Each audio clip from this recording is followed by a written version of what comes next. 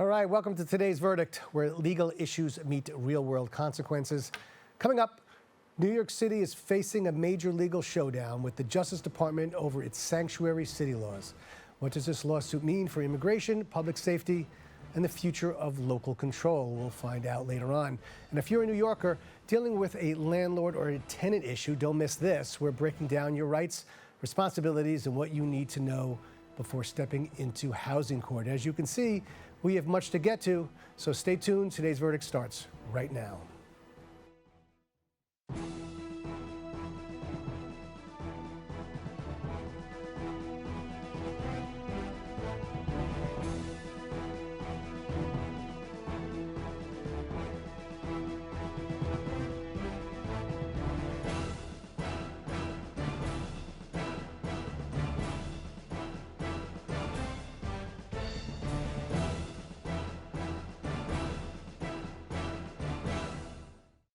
All right, hello, welcome to today's verdict, the interactive show that gives you your legal rights and options. I'm your host and trial attorney, David Lesh. Well, today's verdict is always encourage you to stay connected.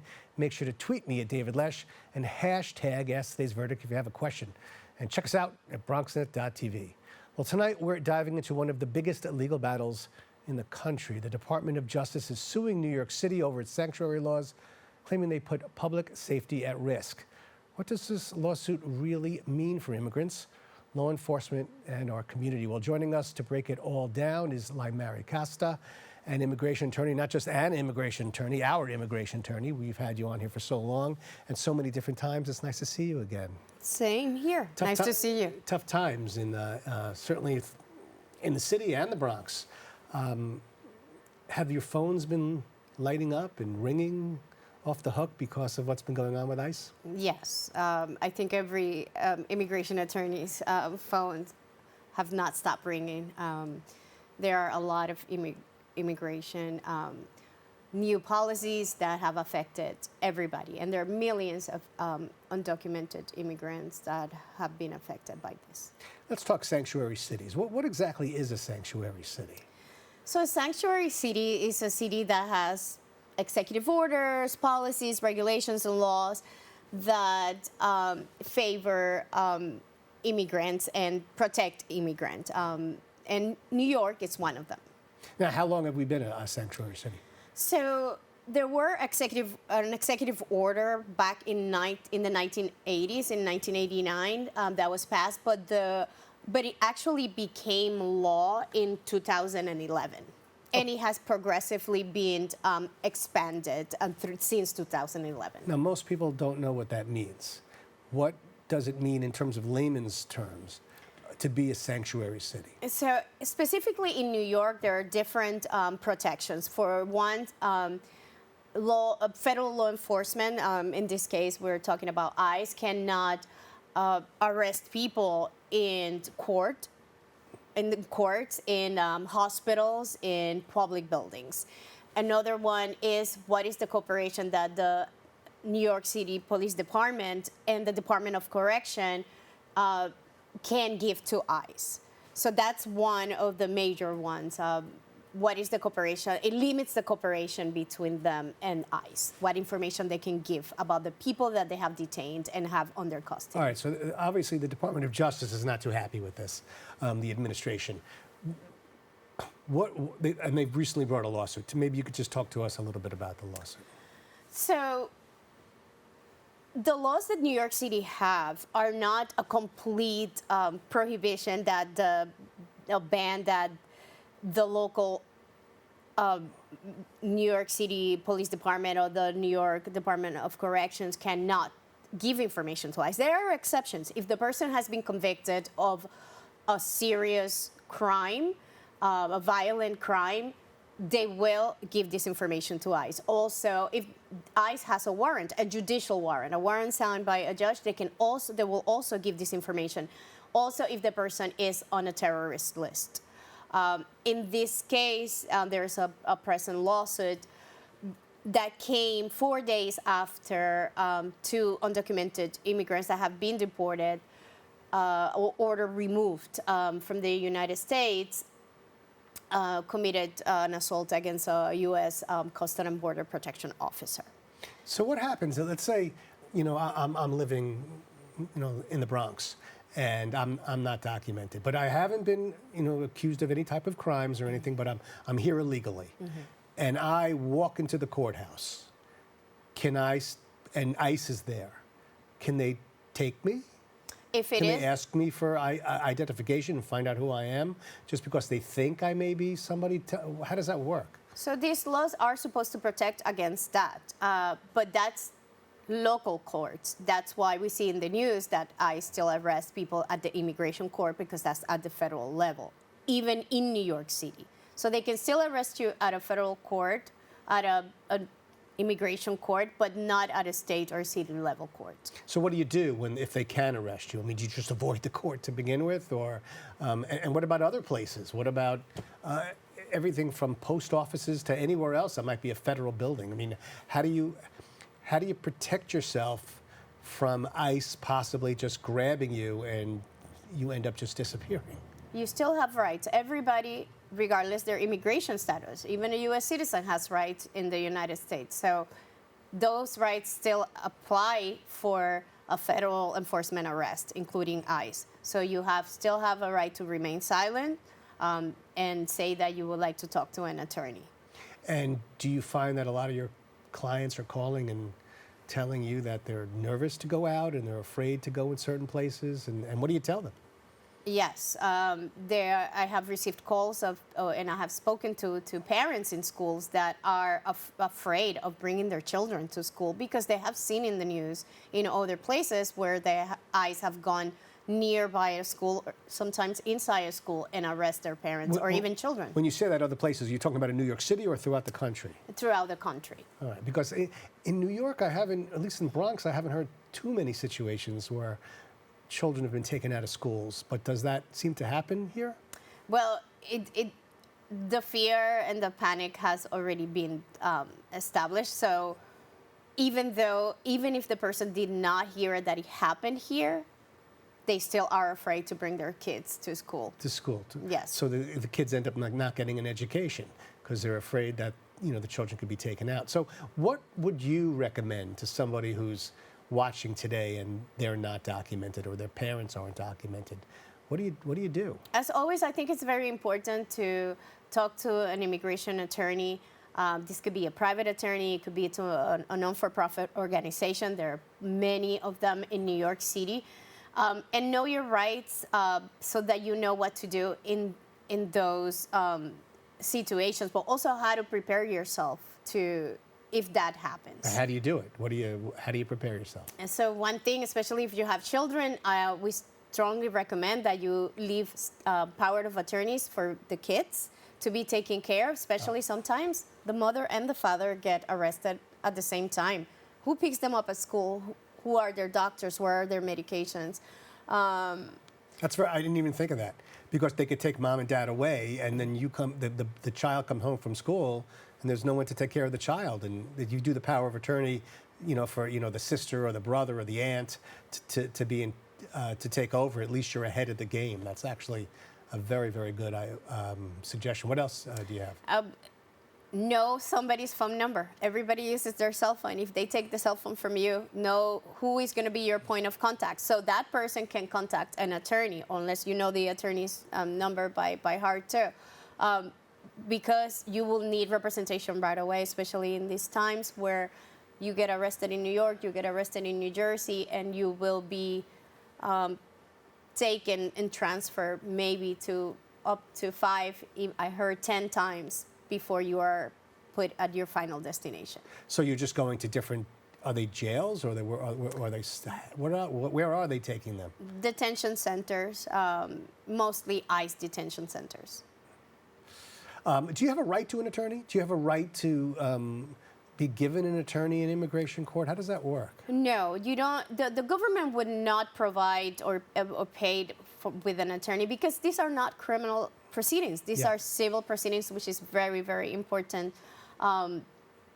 When there's this narrative that undocumented immigrants are criminals because they violated the law. They stay after they came with a visa or they came illegally through the border, but they are violating civil laws. Immigration law is a civil law, not a criminal law. Now, there are criminal laws that penalize immigration violations, like illegal reentry after having been removed. But that's not under the immigration law. It's under federal law. So let's get back to the lawsuit itself, because Yes. the Department of Justice, this lawsuit is still pending? Yes, it is. On September 10th, the lawyers for New York City requested a conference, and they're trying to discuss the possibility of putting a motion to dismiss it altogether. And what do you hear? Does it look like that it might possibly be dismissed?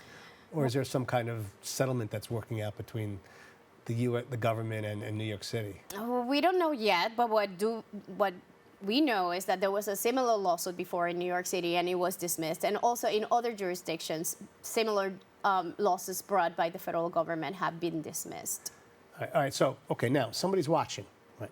And somebody's in the detention center now. Now they're actually in there. You know, you have your mom's in a detention center or something.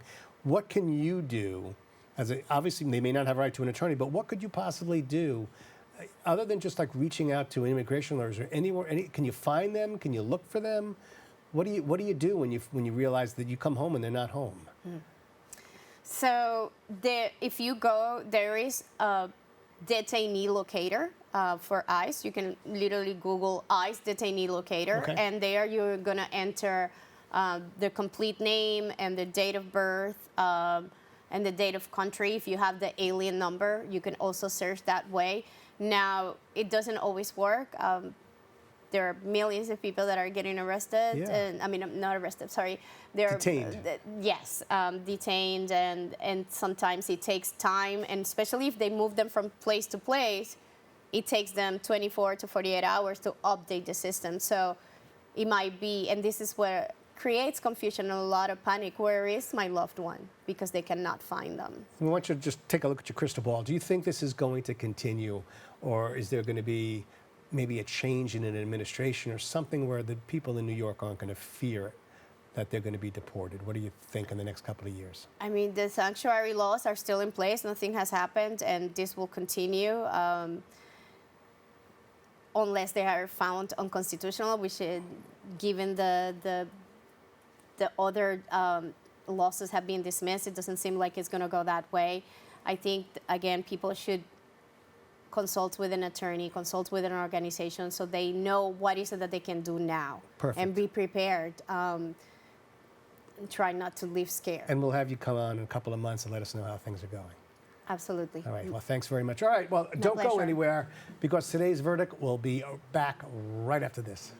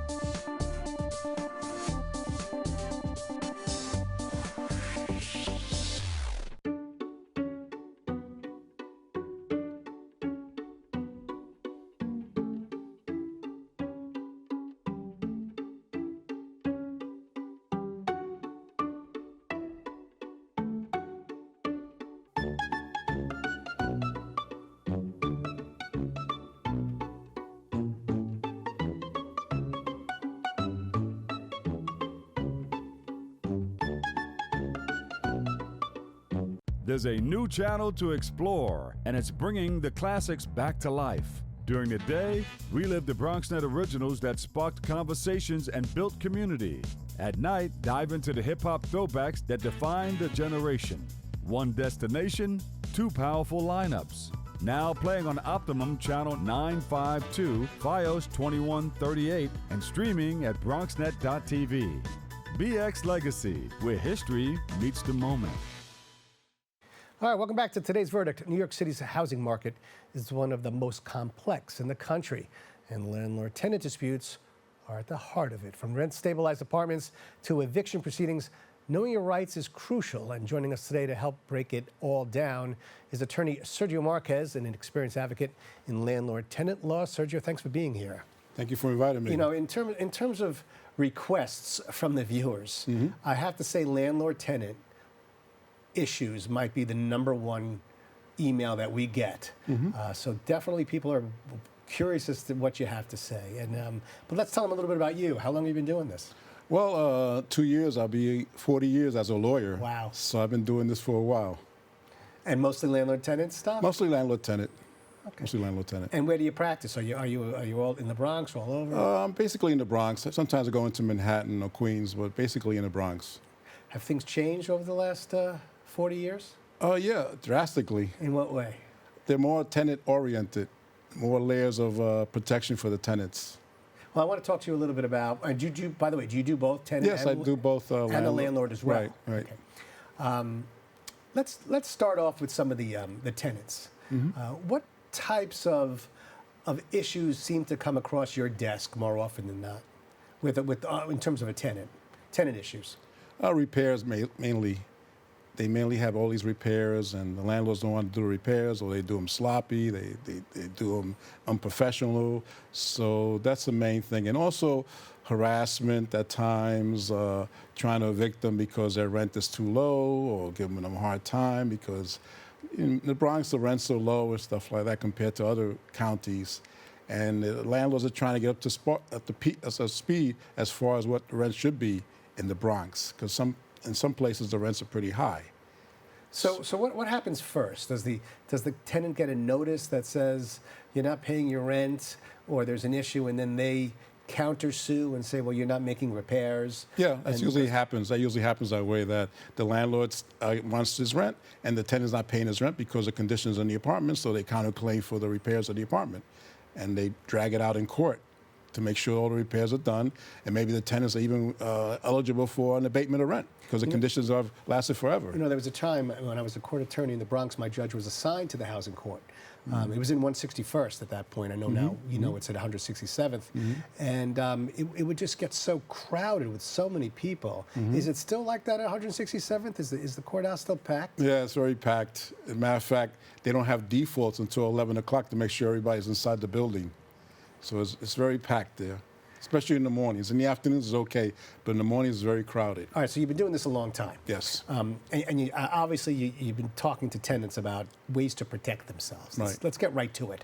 You're a tenant, you're being harassed, or something's going on with the landlord, and you're just not vibing. Well, what do you recommend to somebody? Well, if there's repairs, I always tell them to do a HB case. That's a tenant-oriented case against the landlord, where there'll be violations found, hopefully, and the landlord will be required to correct these violations, or else there'll be a summons, penalties for, or even it can get criminal charges against them.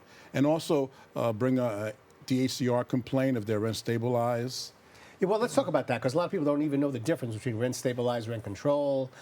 Just when it's not rent stabilized, what does that mean, really? Well, rent control is way back in the 20s and 30s or 40s. Rent stabilized came into being in like 1970s, and now most apartments decontrol market level apartments and stuff like that. But there's still rent stabilization. Yeah, there's still rent stabilization. Landlords are trying to get rid of that because the rents are so low compared to the market rents. Have they been successful in destabilizing the apartments? They've made attempts to do that by buying people out or giving them a hard time, and they don't want to be in that apartment any longer because the repairs are not being done. It's horrendous conditions, and they just leave. All right, so let's put our landlord cap on now. Landlords are always complaining that the rents are too high. Not too low, you mean? No, I'm sorry, too low, and the oil is too much money, and all these different things. Right. What do you do for them? I mean, how do you represent them? Like, what's the major issue that you seem to be dealing with here? Well, I mean, in those situations, if there's rent stabilized, you're kind of stuck with tenants and their rent and stuff like that, and you try to do as much as you can for these tenants, repairs and stuff like that. But I guess you don't have to go all crazy and do expensive repairs. And also, if they're not paying their rent, then you can start a... Does it seem like they're doing the repairs now, the landlords, or do you find the buildings are in disrepair? A lot of the buildings are in disrepair, especially those rents, the apartments are the rents are low, unfortunately. 311.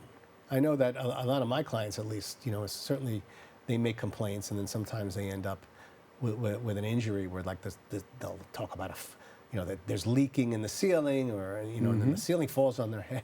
What type of complaints is 311 useful in terms of your practice? It's very useful, especially for heat, hot water, because those conditions are extremely important for the tenant.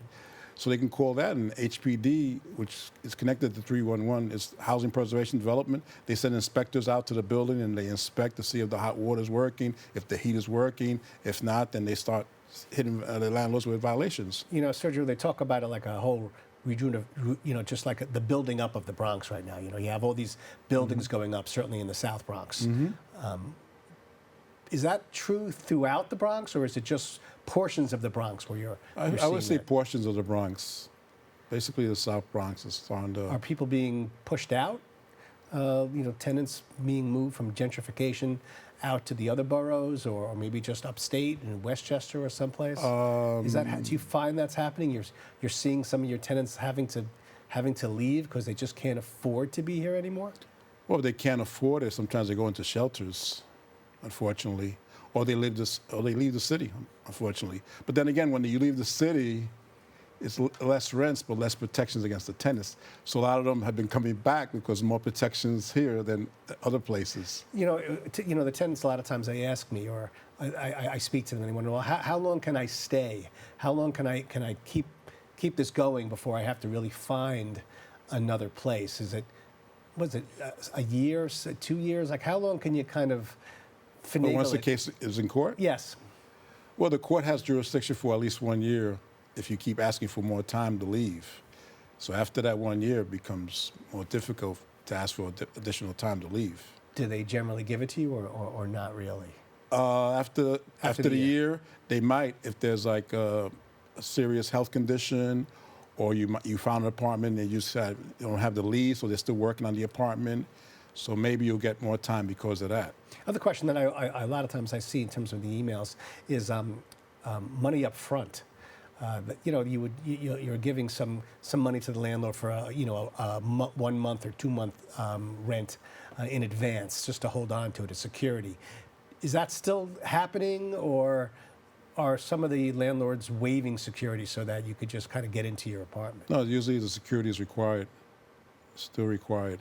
You're supposed to get that back if the apartment's in good shape when you leave. And do they usually get it back, or in terms of your... Yeah, if the apartment's in experience? good shape. If it's not, then the landlord can keep some of it or all of it to repair the apartment, because he uses that money to repair the apartment. What is it, there's a term like the order to show cause, the ability to get the judge involved very quickly. Do most people go that route, or do they just have just a regular lawsuit? What do you find? Well, with the order to show cause, there's a case that's pending, and maybe the tenant defaulted, and they might have got served with a notice of eviction. So to prevent the eviction, they do a motion, which is called an order to show cause, to get in court real quickly and to stop the eviction.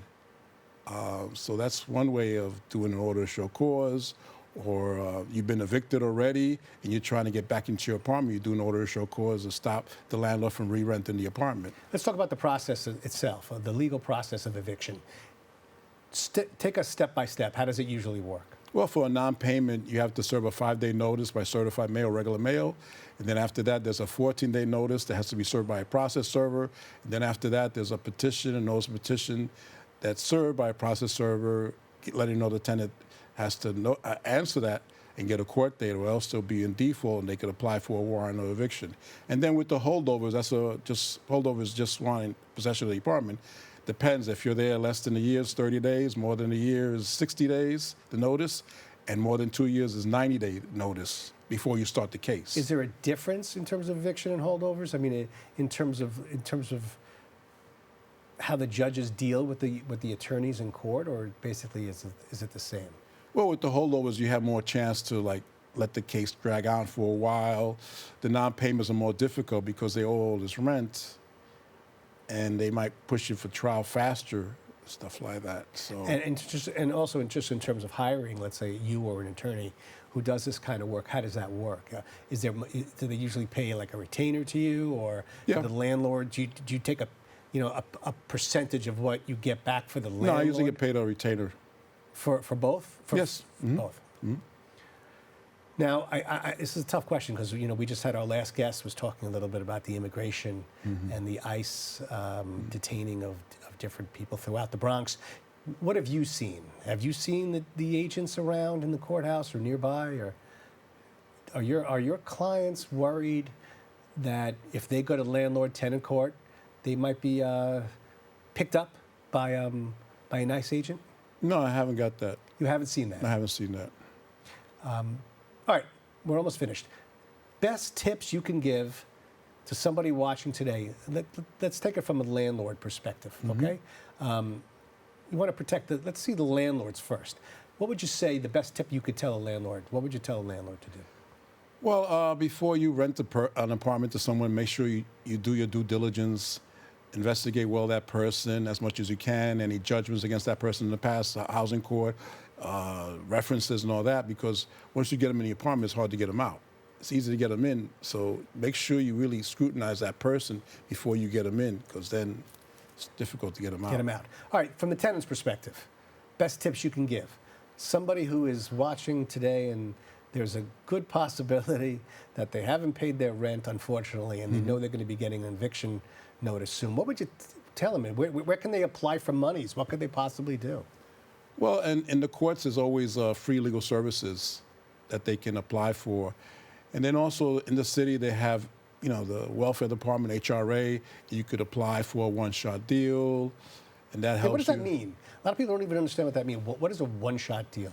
Well, one-shot deal is a grant, or sometimes a loan, that a tenant can get if they're paying their current rent.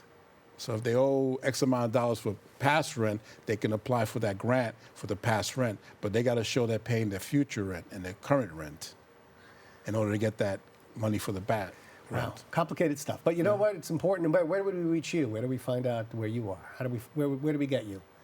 Well, I don't know if I should give my telephone number or... Give whatever you'd like. Well, my office number is 718-293-1000. Okay. Well, you're gonna come back soon, and we'll go over some of Whatever the you rules. like. Perfect. I'll be back. Thanks, Sergio. All right, that's all the time we have for today. I'd like to thank our guests for joining us, and of course, you, the viewers, for watching. If you missed any part of today's show, be sure to check it out on YouTube. Also, remember, if there is a legal issue or topic you'd like to see on a future edition of Today's Verdict, feel free to contact me at davidlesh@bronxnet.org or tweet me at davidlesh. Make sure to hashtag Ask Today's Verdict. For myself and all of us at Today's Verdict, always remember, know your rights, know your issues, reach a verdict. I'm David Lesh, and we will see you again in 2 weeks with an all-new episode of Today's Verdict right here on BronxNet. You take care.